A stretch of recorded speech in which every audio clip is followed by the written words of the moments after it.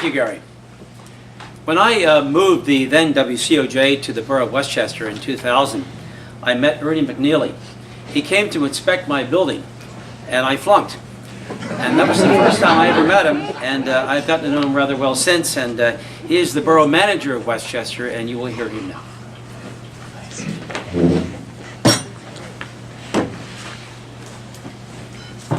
Thanks, Lloyd. You just never know what Lloyd was going to say, and that wasn't too bad.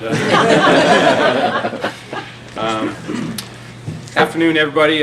When Dot asked me to do this, I wasn't exactly sure how West Chester Borough and we fit into a panel on transportation. I mean, we have a road network, we take care of a road network, but in West Chester, the roads are what they are. I mean, there's no more room to build new roads in West Chester. There's no room to even widen roads in West Chester, but West Chester Borough does fit into the transportation scheme. We're an advocate. We're an advocate and have always been for mass transit and mass transit services. We're also an advocate for some of the major projects that Les talked about, you know, the various sections of 202. We've also been advocating for some limited application for Section 400 between West Chester and the Delaware line to perhaps move ahead on some projects there and fix the 202 and 926 intersection and perhaps 202 and Route 1. And maybe with some improvements there, that whole corridor would work without having to widen the whole thing, six lanes between here and Delaware.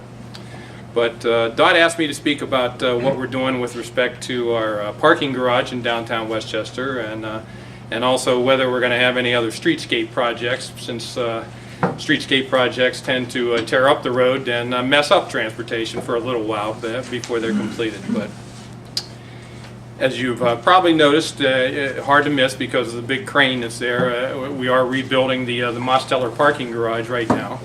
That garage was 414 spaces. It was 35 years old, and Borough Council faced a decision whether to put $3 to $4 million into the old garage to try and buy another 10 years or to build a new one, and we chose to build new.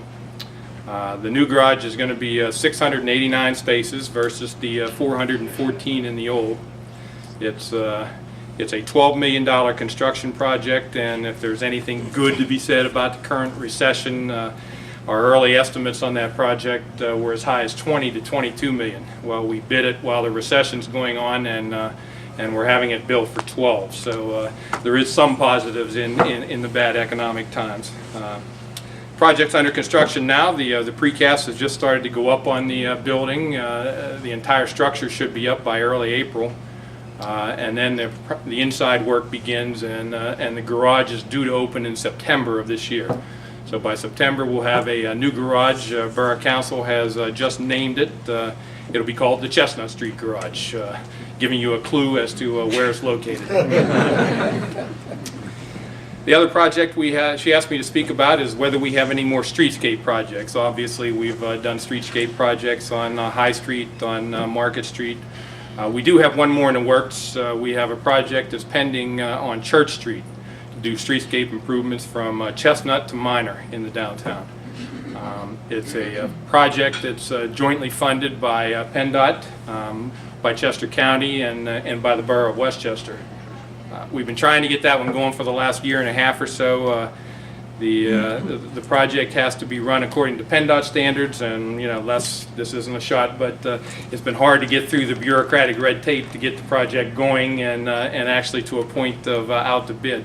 Design's done, but we have a lot of hoops to jump through in order to get it to bid. We're hoping it will go to bid this summer. But that's the extent of the current streetscape projects that are on our list. And before Lloyd even has to hook me, I think I'm done. Thank you.